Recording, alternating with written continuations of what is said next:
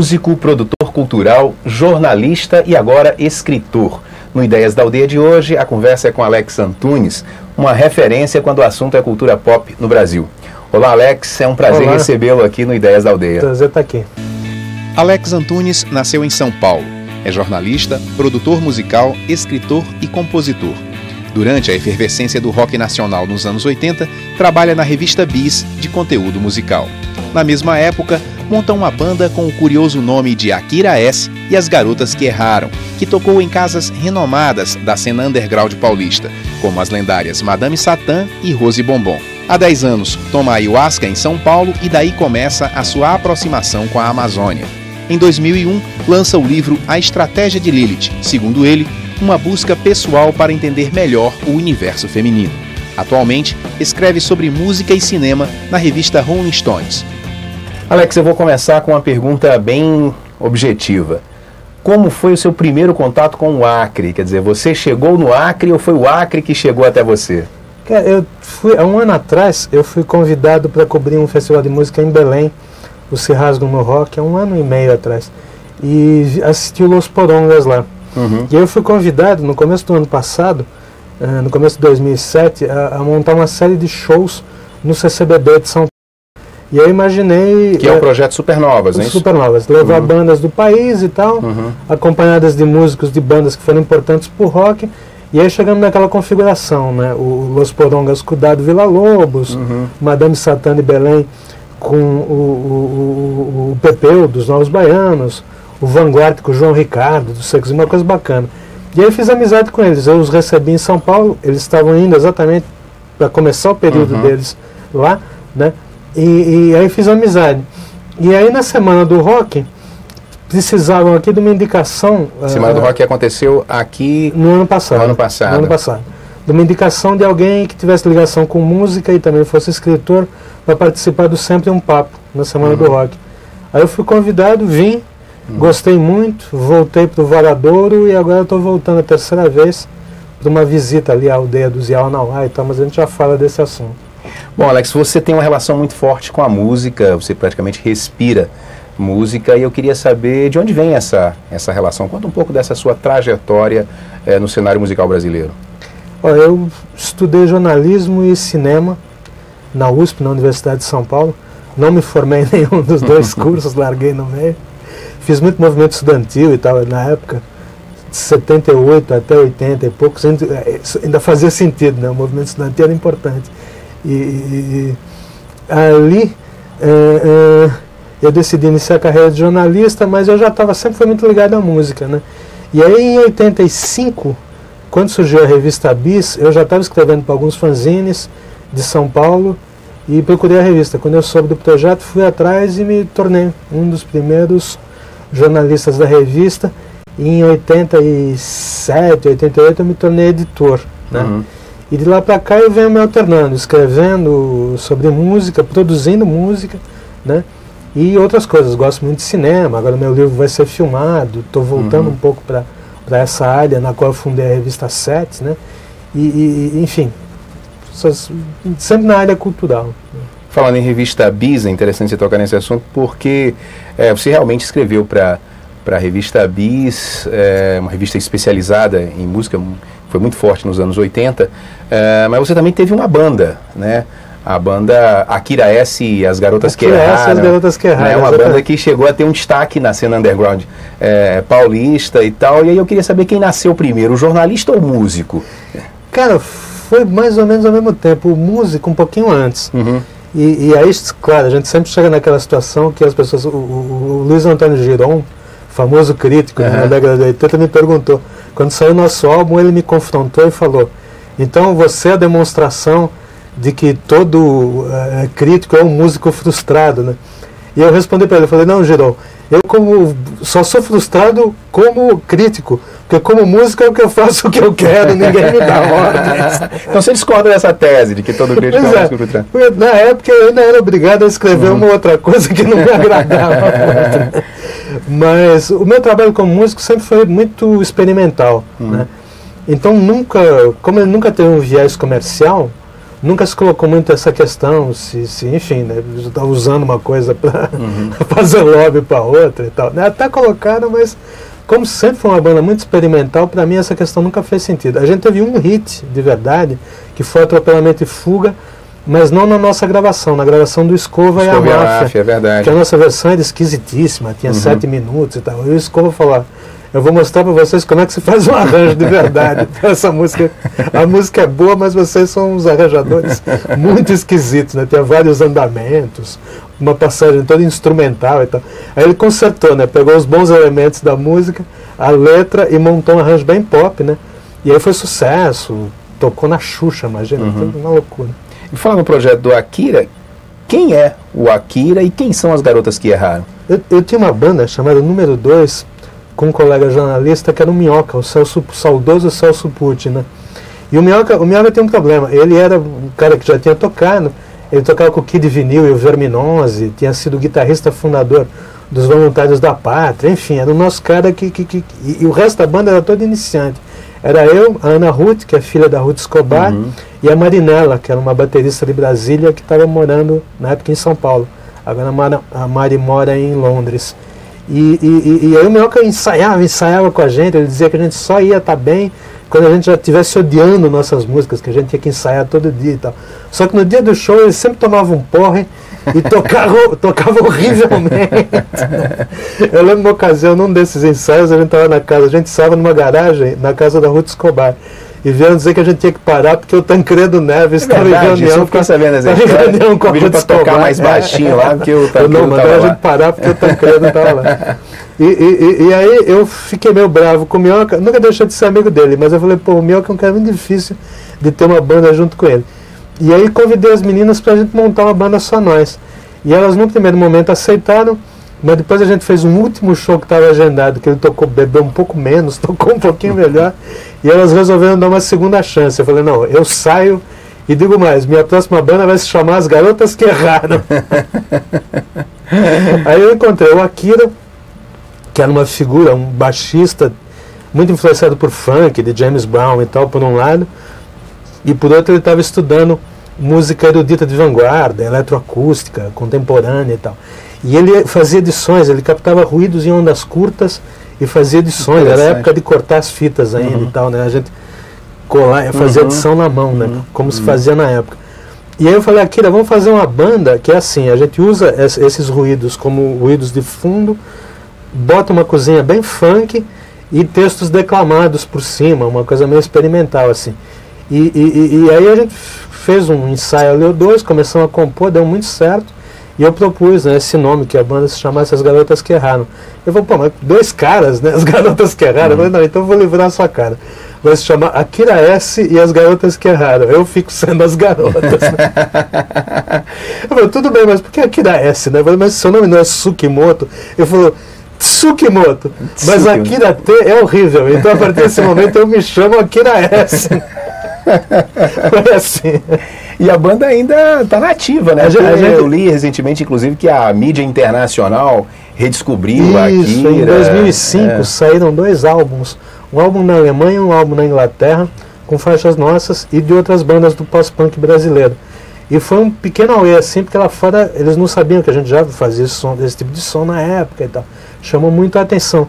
Banda tipo As Mercenárias, que foi uma das primeiras bandas pós-punk de mulheres, né, meio contemporânea das outras bandas que estavam acontecendo no mundo, né, na Inglaterra. Tinha Slits, enfim, e outras. E os caras ficaram espantados com essa cena local, né, dessa cena brasileira. Particularmente paulistana, mas com algumas bandas de outros lugares. Tinha o Black Future no Rio, enfim, algumas outras bandas.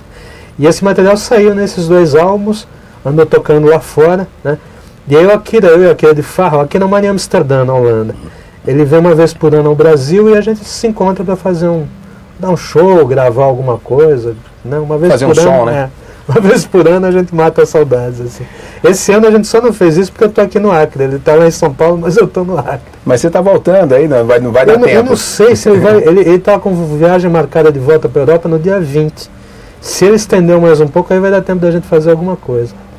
Bom, Alex, você foi editor da revista Bis, escreveu para outras revistas, escreveu para Veja, para outros jornais importantes. Folha de São Paulo. Folha de São Paulo, né, caderno especializado de música, essa coisa toda. Viveu intensamente aquele movimento do rock nos anos 80 no Brasil. E aí eu queria te perguntar o seguinte, qual é a diferença daquele momento para o cenário musical que a gente tem hoje no Brasil?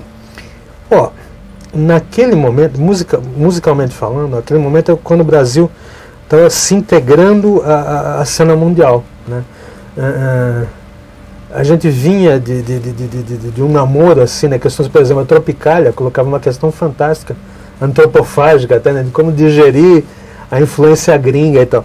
E aí os anos 80 foi quando aquela cena acoplou mesmo. O mainstream da gente, que foi o rock, era muito correlato ao que rolava lá fora, né?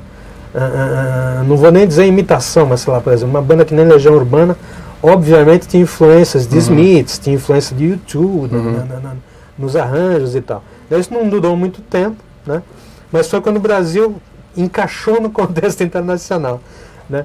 E hoje a gente está num momento estranho, né? Porque isso na verdade avançou num sentido, né? Tirou aquele complexo de periferia que a gente tinha, né? Mas ao mesmo tempo quebrou a nossa identidade nacional, né? A música brasileira, propriamente dita, em algum momento entre meados e o final da década de 70, foi muito quebrada, né? O rock meio tratorou, passou por cima disso, e aí aos poucos que a gente está conseguindo ligar os fiozinhos e tal, né? Então de uns anos para cá, a gente tem músicos que se expressam muito bem, gente que vende disco lá fora, é querido lá fora, pode fazer sucesso internacional, e ao mesmo tempo tem um certo apreço pela boa música brasileira que se fez. A minha predileta, tudo bem, o pessoal gosta de bossa nova, tem preferências, né? Eu gosto muito da música que se fez no final dos anos 60 e no começo dos anos 70. Ali aquela fase do Jorge Ben, do Tim Maia, da Elis Regina, da pós-Tropicália, né, do Chico Buarque, né, do pós-construção ali. Isso tudo eu acho muito um apreço por isso, né? E essas referências ainda valem, né? A gente tem bons músicos hoje que tem um ouvido a lá Jorge Ben, por exemplo. Hoje Jorge Ben Jordan, mas na época Jorge Ben. Esse tipo de ouvido, essa musicalidade, eu acho muito bacana, um caminho muito bacana para a música brasileira. Muita gente bebendo na fonte Tim Maia ainda. Exatamente. Né? Tim é fantástico, né? Um dos grandes músicos do mundo, né? E não é reconhecido amplamente ainda, mas é um semideus. Assim. Bom, Alex, a chamada indústria fonográfica vive uma crise evidente, quer dizer, a mídia não lança nada de muito novo, aquela fase dos grandes espetáculos, dos grandes shows, parece que acabou. Como é que a gente pode definir o tempo de hoje, esse cenário agora? É muito inquietante, mas é muito legal. A gente tá eu acho, sem querer ser pomposo, que a gente está numa das fases mais fascinantes da aventura da humanidade. Você acha isso mesmo? Assim, acho. Perdendo para onde? Assim, Cara, a realidade hoje é como se cada um tivesse o seu carrinho de supermercado e fosse lá se servir do que quiser, cair daqueles clichês que a gente tinha, aquelas grandes dualidades da década, que imperaram até a década de 70, 80, que era bem mal, esquerda e direita, branco ou preto, né? Hoje em dia as coisas estão muito misturadas. Você pega o perfil de qualquer menininho ou menininha no Orkut, né? Você vê que as pessoas misturam alhos com bugalhos, a pessoa ao mesmo tempo é atleta e é poeta, né? Coisas que a gente não estava acostumado, né? Então, as pessoas vão, quando tem esse impulso, vão buscar de todas as fontes, beber de todas as fontes e misturar isso num blend pessoal, assim, né? Então é estranho, porque assim, quem não tem essa iniciativa, quem não tem essa leitura, esse filtro pessoal, fica meio perdido porque aqueles grandes trilhos de antigamente, né, não funcionam tão bem, né? Claro, tem esquerda, tem direita, né? Tá aí a Veja para não me desmentir. Mas qualquer coisa se disfarça de centro ali, né? Pois não, a gente tem até uma nova direita intelectualizada e de internet, e de blogs e tal, que poderia ser um fenômeno meio aflitivo se a gente não visse que nada disso está, sabe, as coisas estão muito fragmentadas, está fractal a parada, entendeu? Então é bacana, né? Então eu não sei como é que eu me sentiria se eu fosse um moleque de 15 anos hoje, mas está interessante assim. Quem tem a capacidade de escolher, construir um filtro pessoal, né? Faz essa navegação, né? E vai se descobrindo, né? Porque a internet, né? Para mim a internet é o território de Exu, né? Todos os caminhos estão escancarados, né? O que você quiser, né? Vale o que você quiser, né? E a responsabilidade é sua de onde você vai. Então eu gosto disso, né? Agora é inquietante, é difícil ganhar dinheiro, acumular dinheiro. Que se encurtaram também, quer dizer, antigamente até chegar à fase do disco era um percurso quase inatingível. Hoje todo mundo grava ali, bota sua música na internet. Pois é, as coisas estão mais horizontais e estão mais deshierarquizadas. Então isso é bom, porque os percursos são mais curtos, é isso mesmo, né? E se mistifica menos o poder da grana, o poder do lobby, né? Ou mudou, você pode construir o seu próprio lobby. Alguém que tem essa navegação, essa habilidade de navegação na internet, aí vira um autolobista, que pode ser muito, né? Você vê fenômenos, tipo o filme A Bruxa de Blair, depois tentam repetir o fenômeno e não rola exatamente do mesmo jeito, né? Mas tem jeitos de se fazer propaganda hoje, fazer um marketing pessoal forte, viral e tal, sem depender de ter grana, de ter, né? Então é lindo, isso é bonito de ver. E mesmo você pega a banda mais importante do mundo hoje, descontados ali os Rolling Stones e o U2, que são de outras épocas, mas se a gente considerar o Radiohead, a principal banda de hoje, eles vêm lá da posição deles buscar isso, né? Abrem mão da gravadora e lançam um disco com essa coisa que para mim é belíssima. Tem gente que acha populismo, mas eu acho lindo deixar o fã decidir quanto que ele vai pagar pelo disco, de 0 a... né? E é lindo, a gente está cada vez mais próximo de um negócio que eu chamo de chapéu virtual mesmo. É como se a gente estivesse todo mundo numa estação de metrô, aí você está lá tocando, o cara vai lá e joga uma moeda porque achou bacana que você está tocando. Está perto disso, cara. O Stephen King, alguns anos atrás, o passo anterior ao Radiohead, né, quando ele começou a publicar um livro em partes, né, e disse que se ele tivesse o grau que ele esperava de remuneração, que aí não era obrigatório remunerar, se ele tivesse a remuneração que ele esperava, ele publicaria até o fim. Se ele não tivesse, é sinal que ele não estava agradando e se desobrigava de publicar. Uma pequena chantagem, né? Mas muito bem justificada. E deu certo, cara. Do mesmo jeito que no caso do Radiohead, vamos dizer, 2 em 5 baixantes do disco remuneraram bem, né? No caso do Stephen King, alcançou, não sei se ele esperava 60% e tal. Né? Então funciona. Existe uma relação possível que não é uma relação de força, né? É uma relação de conquista, né? Então eu acho esse meio muito interessante nesse sentido. Alex, nós vamos fazer um pequeno intervalo, mas vamos continuar esse papo no próximo bloco. E não saia daí, o Ideias da Aldeia volta daqui a pouquinho.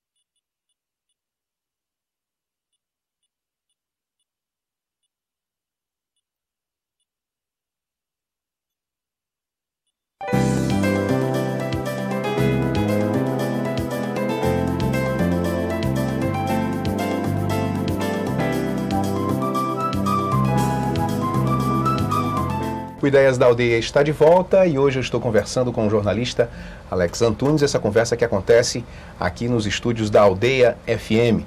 Alex, nós vamos continuar nossa conversa, eu vou aqui colocar na internet o seu site, né, que é o... O dedo do meio é a mensagem. O dedo do meio é a mensagem, www.lexlilith.org. Bom, a gente fechou o bloco anterior falando um pouco dessa crise da indústria fonográfica, do cenário atual da música brasileira. Eu queria fechar essa parte perguntando o seguinte, Alex, por que não se vende, você hoje escreve para uma revista importante, a revista Rolling Stones, por que não se vende hoje revista e discos como se vendia nos anos 80? A internet tem culpa nisso? O que está mudando nessa Uma combinação de fatores, né? Primeiro, o pessoal jovem tem acesso à informação de outro jeito, diretamente na internet, download, o jeito que a informação circula nos blogs, né? E por outro lado, eu acho que tem uma certa sensação de desimportância que começou a cercar, a impregnar as coisas, né? Você não tem mais aquele artista de mainstream, aquela revista que é imprescindível para você entender a realidade.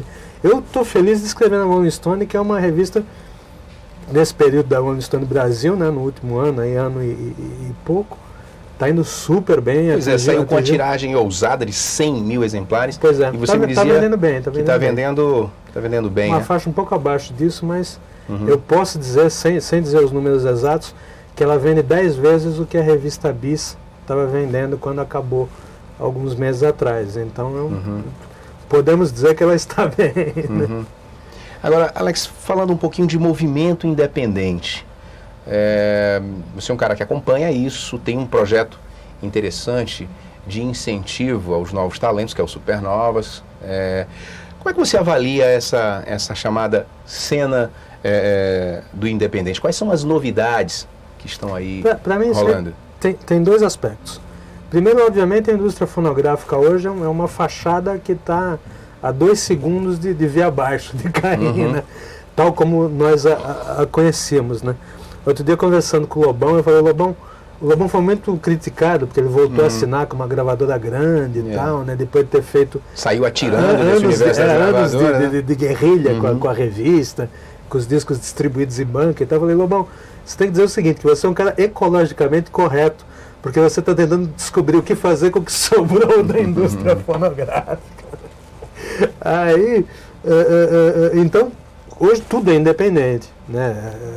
Os bons artistas, os talentos novos, hoje em dia, pouquíssima gente contratada de gravadora grande, quase ninguém, né? Quem está lá é o Nando Reis, entendeu? Pouquíssima gente. E olhe, né? Ali, o ministro Gil e sei lá mais quem ainda é contratado. Então, é todo mundo independente. Agora, essa ideia do fora do eixo é muito interessante, né? Porque a gente está procurando revitalizar a cultura jovem brasileira a partir dos lugares onde ainda existe uma energia de renovação, né? Porque a nossa faixa litorânea, particularmente o eixo Rio-São Paulo, acha que já viu tudo, ou acha que tudo que existe precisa ter um crivo de lá para existir, para fazer sentido, acha que atrás de Minas Gerais não existe nada, né? Já vem o resto da América Latina. Então, tem uma missãozinha circunstancial que é mostrar para essas pessoas que tem muita coisa acontecendo de legal na região norte, alguma coisa na região centro-oeste, enfim, né? E está rolando, né? Então tem talentos, né? As pessoas não estão tomadas ainda daquele grau de cinismo e de que o tempo já acabou, no future e tal, que a coisa tá pegando lá embaixo, né? Então é bacana. Só que isso enfrenta uma resistência cultural, né? Quando os porongas chegaram em São Paulo, eu sentei com eles na mesa do café da manhã do hotel. Eu falei, preparem-se para ser muito maltratados. Até que eles não foram tanto, né? Já em seguida engataram com a coisa do Itaú, do Rumos, do DVD, do Itaú Cultural e tal. Enfim, mas o risco de você passar por um grande descaso lá, né, é grande, né? E a gente está tentando, eu estou tentando fazer meu papel no sentido de reverter isso, né? Escrever, por exemplo, escrever para a Rolling Stone essa matéria que eu estou fazendo de Amazônia e tal, né? Buscar dar essa dica de que a coisa não está tão ruim e tão cínica e tão end of times assim, que nem as pessoas acham que a coisa está. Mas o que é que você tem visto aí de novidade que, se bobear, acontece? Coisa boa. Cara, novidade é um estado de espírito, entendeu?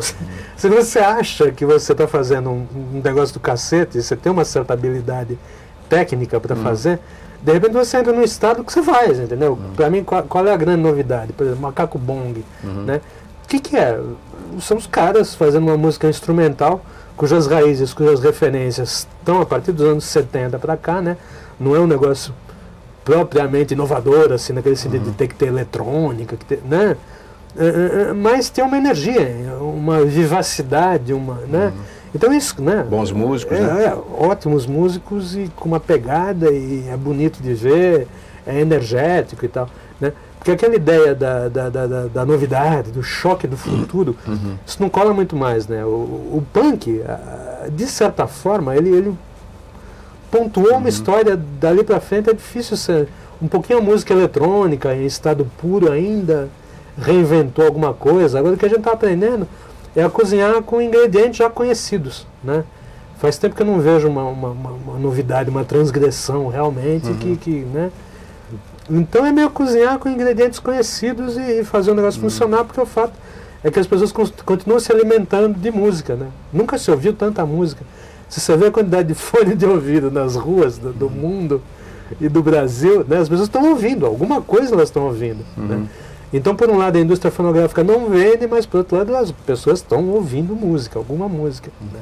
Então tem que aproveitar esse contexto aí para, né, diversificar. Agora, você falou em Macaco Bong, assim, eu me lembro de uma situação seguinte, que hoje, considerando a cena independente, o que tem ainda, citando Andy Warhol, assim, ganhado os 15 minutos de fama, ainda é uma bobagem sem tamanho, ainda letras ruins, aquele sonzinho ali feito, olha, esse pega, esse é o chiclete. Quer dizer, eu acho que é um tempo ainda muito estranho. E o independente tem realmente essa força, mas me parece que, eu não sei se a mídia ainda não aceitou verdadeiramente isso como uma nova referência, ou se desvinculou de velhos conceitos. Eu acho ainda um tempo estranho. E aí eu queria saber o seguinte, o cidadão comum, independente da mídia, de que vai aceitar ou vai abraçar isso ou não, está preparado para essa música chamada independente de hoje? Cara, até meados dos anos 70, a gente tinha uma ótima música radiofônica e televisiva, entendeu? A gente tinha o Chico Buarque, tinha o Gil, tinha o Caetano, tinha até o Ney Matogrosso, até no máximo ali até o Djavan. Então, essas pessoas eram que tocavam no rádio, cara. Então, o Brasil já foi muito luxuoso no sentido de ter artistas que ao mesmo tempo eram populares e tinham uma densidade cultural e um grau de elaboração considerável. Então isso é possível, né? Então a pergunta é, quem é o artista que hoje pode fazer esse papel de reconectar aquele abismo que se criou entre o Chitãozinho e o Arnaldo Antunes, né? Que nenhum dos dois para mim é o mundo ideal, né? Não estou falando do Arnaldo Antunes do Tribalista, estou falando daquele Arnaldo Antunes concretista. Então, até os Tribalistas foi uma tentativa relativamente bem sucedida de fechar um pouco esse fosso que destroçou a identidade brasileira nos anos 80 e 90 principalmente, né? Então, quem que vai cumprir esse papel, né? Temos que jogar essas pessoas para frente e criar condições. Por exemplo, o Porongas tem um papel nisso. Madame Satã do Acre, uma ótima banda de metal cantada em português, tem um papel nisso junto a uma juventude que gosta de som mais pesado, né? E por aí vai, entendeu? Não sei exatamente quem, né? Eu gosto muito de determinados artistas. Adoro o Curumim de São Paulo, que é um cara que vai bem, inclusive lá fora. Adoro a Cel, cara, que é uma cantora que para mim ela fecha um pouco esse fosso, né? Aquela angústia da Elis Regina, que tentaram tapar com a Maria Rita. Na verdade, a Cel é que faz um pouquinho o papel de fechar aquela área que em algum momento já foi ocupada pela Elis, pela Gal, né? Sabe assim? Agora, o problema é que as estruturas ainda estão, a gente tem Jabá, a gente está no pior dos mundos, do certo ponto de vista, que é ter estrutura de Jabá sobrevivendo, mas não tem nem mais o dinheiro para pagar o Jabá, quer dizer, então que absolutamente não se justifica. Só que as rádios ainda não conseguiram cair em si e partir para uma busca de conteúdo. Agora, o que vai acontecer com a rádio digital, onde cada frequência você vai poder abrir vários canais, mesmo que as rádios continuem mantendo a fazendinha lá, né? Quem é dono do terreno é dono do subsolo e é dono Quer dizer, se as rádios conseguirem manter, não partilhar a frequência dividida digitalmente, mesmo assim vai precisar de conteúdo. Porque uma rádio não vai transmitir simultaneamente o mesmo conteúdo em 6 canais diferentes. Então algumas coisas, vai abrir um de notícia, vai abrir um... Sabe? E o conteúdo está aí, né? Os conteúdos estão aí esperando para serem descobertos, né? Assim que abrir a porteira para passar a boiada da nova cultura brasileira. E como eu sinto que, é meio metafísico isso, mas como eu sinto que tem essa identidade brasileira está reemergindo, e pela primeira vez com um componente indígena, representado pela região norte, porque até aqui a história do Brasil foi feita de branco e preto, agora tem que ser feita de branco, preto e vermelho. Vai entrar numa outra fase, né? Que é o nosso habitante original, né? na verdade. E por isso que eu atribuo um papel importante para a região norte nesse momento. De alguma maneira isso vai ser revisto, e é uma questão de tempo. Por exemplo, eu não vou ficar brigando contra o Jabá hoje. O Jabá acabou per se, não tem mais dinheiro para... né? Então, é só esperar isso bater aquele ventinho que vai derrubar essa fachada e vai obrigar as pessoas a repensarem essas relações, né? Quer dizer, ainda falta destroçar o resíduo daquela indústria cultural tal como a gente conhecia e tal. Agora, o que está pronto para ocupar esse espaço já está se posicionando, né? Essa é a dica que eu dou para as bandas, né? Posicione-se e fique na espera sem muita angústia, né?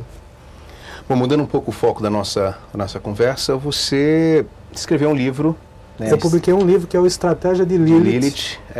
Esse livro vai virar filme, tá, né? Mas eu queria que você falasse um pouquinho dessa experiência como escritor, desse livro. Lilith é aquela figura, eu acho, aí da mitologia judaica, exato, né? Que seria a primeira mulher, mulher de Adão, meio anjo, meio demônio. Que foi renegada. Foi expulsa do paraíso por não concordar em ser submissa. Ela não foi expulsa, ela se retirou do paraíso. Enfim, há controvérsias, né, nessa história. Bom, eu queria que você falasse um pouquinho. É um livro que junta música, né, rock, com o universo feminino e viagens espirituais, né? Exatamente. Eu escrevi esse livro pensando com influência de algumas coisas, do Salinger, do Apanhador no Campo de Centeio, mas também do Castanheda, né? E de muita literatura policial, né? Essas são minhas.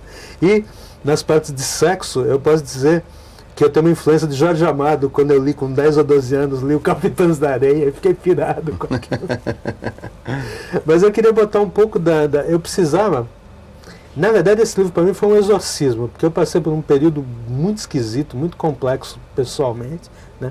E quando eu comecei a tomar ayahuasca, há 10 anos atrás, eu comecei a ir para regiões bastante estranhas dos outros universos, né? E aprofundei muito uma percepção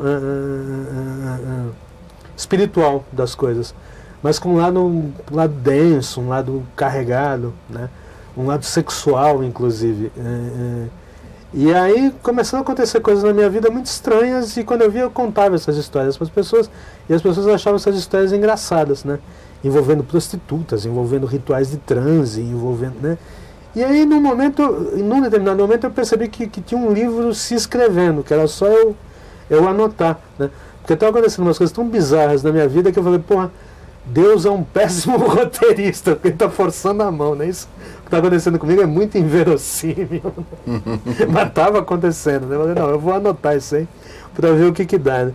E foi bem sucedido, porque eu acabei escrevendo um livro muito rápido, tive a sorte de editar ele pela Conrad também num prazo recorde, já estava negociando com eles antes do livro tá escrito, né? E agora tive a excelente confirmação de que o livro está virando filme, né? Ganhou um edital de baixo orçamento. É o filme de estreia do Francisco César Filho, que é um grande curta-metragista e documentarista de São Paulo, né? E que nos últimos anos se dedicou mais a organizar mostras. E ele é o diretor da Mostra Paulista do Audiovisual e também faz divulgação e tal, mas quer voltar a filmar em grande estilo assim, e vai fazer o longa de estreia dele com essa história. E o roteirista da gente, que é maravilhoso, que é o Wiltinho Lacerda, que escreveu Amarelo Manga, Baile Perfumado, Baixio das Bestas, co-dirigiu Cartola, escreveu Área do Movie, enfim, é um dos grandes roteiristas do Brasil, né, hoje. Então a gente tem uma bela equipe, né? E tá rolando. Agora em março é que o filme vai ser filmado. E o que você assim aprendeu sobre o universo feminino com essa história toda? Cara, eu sempre gostei de mulher de personalidade forte. Mas mulheres de personalidade forte, como sabemos, fazem a gente sofrer. E eu me perguntava, pô, o que eu faço com isso? Porque mulher é um troço muito bacana, mas muito difícil, né? E eu tive duas grandes dicas na minha trajetória, que foi o seguinte. Uma foi Nelson Rodrigues, quando ele disse que a mulher não trai, é o homem que nasceu para corno. É, pra ser corno. Eu falei, que horror, que horror! Eu era corno e não sabia. Aí eu falei, não, deixa eu... Sabe assim, aquele cara meio enfesadinho e que no fim vai irritando a mulher e sai da festa na hora errada, achando que está abafando e acaba deixando ela lá para outro cara pegar, enfim, esse tipo de bobagem. E a Baby Consuelo, que falou numa determinada entrevista, perguntava para ela, Baby Consuelo, que tipo de homem que lhe atrai? E ela falou, o homem que parece que está me protegendo e me ameaçando ao mesmo tempo. Né? Falei, cara, isso é sensacional. E aí me caiu a ficha de que as mulheres têm um funcionamento não linear e o homem tem um funcionamento muito linear. Né? Então, por exemplo, um homem admite que uma mulher seja santinha para casar, que nem a mamãezinha dele, e que uma mulher seja meio safada, mas nunca que essas duas figuras estão na mesma mulher. Né? Então ele tem uma em casa que é de um jeito e uma na rua que é de outro. Só que a em casa também é safada e a da rua também quer casar. E as duas são várias outras coisas além disso. Né? E aí se o homem não tivesse esse relé, essa chavezinha, vai mudando de estado, ótimo, né? vai mudando de estado de acordo com o humor feminino, né? Ele nunca vai entender. Quer dizer, entender nunca vai entender mesmo o que é uma mulher, e é até bom que esse mistério se mantenha, porque é a base, por exemplo, de um relacionamento continuar interessante durante anos a fio e tal. Porque às vezes as pessoas se convencem que entenderam a outra, não entendeu porra nenhuma, mas a outra perde a graça, isso é injusto com os dois, então é uma bobagem. Então é melhor que esse mistério jamais se revele, né? Mas, pô, vamos aproveitar melhor algumas facetas, né? E aí acabei vivenciando. Eu achava que era um cara super bonzinho, super limpinho e tal. E na verdade eu tinha dentro de mim uma criatura encapetada que eu não sabia. E aí fui lá, né, cutucar essas experiências espirituais, né, espirituais e carnais. Apanhei para chuchu, né.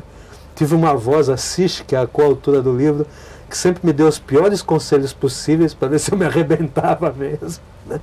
E quando eu saía vivo do outro lado da experiência, eu saía um pouquinho melhor, né? Um pouquinho mais esperto, pelo menos. Né? Bom, Alex, nosso tempo tá estourado, mas eu queria te perguntar ainda o seguinte, ainda sobre cinema, você estava falando que o livro vai virar filme, mas eu sei que também que você teve uma experiência como ator com o Zé do Caixão, nesse último filme do Zé do Caixão. Como é que foi essa experiência, cara? Eu pedi para fazer me escalei para fazer uma ponta, procurei os caras, mandei umas fotos minhas maquiadas, que na verdade eram umas fotos do Akira S. E fui escalado para fazer uma participação numa cena, numa sequência sensacional, que o filme vai ser lançado esse ano, né, do meio para o fim do ano, e que é a sequência do Purgatório, em que o Zé do Caixão toma ayahuasca, mergulha no chão, afunda no chão, e vai para o Purgatório, onde ele é recebido pelo embusteiro, que é feito pelo Zé Celso Martinez Correia, e que explica quem são aquelas pessoas que estão sofrendo naqueles né? São várias sessões de sofrimento, assim, né? Os glutões, o povo que gosta de dinheiro, o povo, né? Os caras que molestaram mulheres e que estão... Bom, não vou contar porque eu estou proibido de contar os detalhes. Mas eu fiz o papel de um dos glutões que tenta escalar um morro para arrancar pedaços de um boi fincado numa estaca, né? E é um belo filme, porque é o primeiro filme do Zé do Caixão feito com bons recursos de efeitos especiais, visuais, né? E eu acho que eles, pelo material que eu vi, eu acho que eles conseguiram fazer um filme de bom nível técnico, sem sacrificar aquela assinatura underground do Zé, né? Então não precisa ter massa de pão, isopor, né? As coisas são mais bem feitinhas, mas está lá, aquela pegada visceral do Mojica está presente, né? E é um filme feito em 35mm, que ele nunca fez na vida. Nunca fez, é verdade. Né? Podia ter sido feito em vídeo, mas assim, como uma espécie de homenagem e ápice da carreira dele, a produção resolveu fazer ao velho estilo, né? Com o melhor equipamento e boas condições.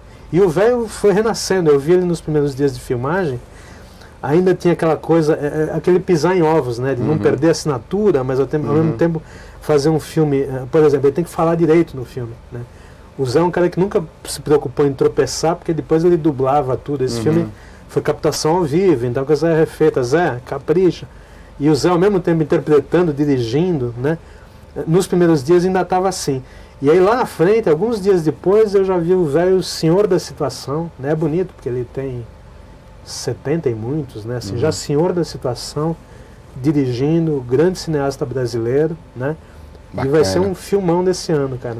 Bacana. Alex, para fechar o nosso papo, você recentemente visitou uma aldeia Iauanauá, aqui no Acre. Queria que você falasse um pouco dessa experiência. Cara, há um ano atrás, eu me casei. Minha esposa é de origem indígena, é da tribo dos Curuaia, do Pará. E eu casei especificamente para usar. Eu peguei o nome dela e não ela pegou o meu nome. Porque eu queria que o nosso filhinho tivesse um nome indígena. Ele se chama Taipan Iajé Antunes Cruaia, né? E hoje eu me chamo Alex Antunes Cruaia. Eu tenho um Pereira que eu falei, o mundo não precisa de mais um Pereira. A partir do momento que eu tomei essa atitude, foi quando eu fui convidado para Belém. E nesse ano do meu novo nome indígena, né, eu já tive 4 vezes em Belém, 3 vezes no Acre, já fui para o Tocantins, enfim, né, devo ir para Manaus agora e tal. Conectei, né, chamei e a coisa veio, né. E eu, graças à minha formação espiritual que eu adquiri nesses últimos 10 anos, eu estou vendo esse mundo de outra forma, né. Então, ser recebido pelo chefe, pelo Bira, o Biraci Brasil, né? Esqueci o nome indígena dele, você sabe? Não lembro. Um homem de sabedoria, apesar de ser um homem ainda jovem, né? Conhecer um homem de sabedoria na sua aldeia, ele sentava com a gente durante dias a fio. Nós tomamos uni, que é a ayahuasca, cheiramos rapé, tomamos a caiçuma, tomamos a vacina do sapo e ouvimos o Bira falar, horas. Todo overdose de espiritualidade. Todo dia ele tinha algumas horas, em alguns momentos do dia, para sentar conosco e falar. E é uma visão de mundo tão clara, tão simples, mas tão suficiente, né? É tão o contrário dessa angústia do mundo atual, que a gente estava lá discutindo e tal, né? Que eu voltei entre aturdido e satisfeito, além de comido pelos mosquitos, né? Voltei entre aturdido e satisfeito dessa viagem. E quero conhecer minha tribo, né, honorária, a tribo da minha esposa, a tribo do meu filho, conhecer, dar um jeito de ir lá para o Pará, conhecer essa outra etnia e tal. Mas foi lindo, cara. Nessa reconstrução da identidade brasileira, esse componente, essa sabedoria, tem que estar presente, né? E eu gosto muito do Acre porque eu acho assim, eu gosto de dizer que o Acre é um laboratório desse Brasil novo. Porque é o único estado do Brasil, onde eu conheço, onde os movimentos de juventude, os movimentos tradicionais e o poder público estão engajados mais ou menos numa mesma missão, né? Dá aquela puxadinha para um lado para o outro, mas tem um respeito mútuo, né? Pelo menos nesse momento, que faz com que as coisas aqui se revistam de um otimismo e de uma sabedoria que vem da espiritualidade, vem do Daime, né? Uma ética que vem do Daime, que vem dos índios, né? E que impregna o mundo branco de uma maneira que não existe no resto do Brasil. Não que não tenha isso nos outros estados, mas nos outros estados isso em geral ainda não atingiu o poder público, né? E aqui, circunstancialmente, as coisas engataram de tal maneira que fazem do Acre um laboratório do que o Brasil pode ser, entendeu? E essa experiência vai se transmitir para os outros estados, né? E ir lá no coração da mata, né? Descobrir que esse coração pulsa, está vivo e que tem um ensinamento vivo mesmo, né? Ouvir o homem era um prazer e uma descoberta, né? Isso, cara, tá aí, está ao nosso alcance, né? Entendeu? Esse sentimento amazônida, né? Quero lá saber da Veja e da Folha Ilustrada. Claro, eu volto para lá e vou devorar tudo, né? Mas a gente tem que vir aqui reciclar, cara, né? Então, estou muito satisfeito com a minha condição de índio honorário, né? De Curuaia, né? E estou muito satisfeito com essas vindas constantes que eu tenho feito para o norte e para o Acre em particular, porque é sempre um aprendizado. Então fica aqui o convite para voltar mais vezes e eu queria agradecer muito a sua participação aqui no programa. Meu amigo. Obrigado. Bom, essa é a nossa conversa de hoje. Valeu demais a companhia e até a próxima.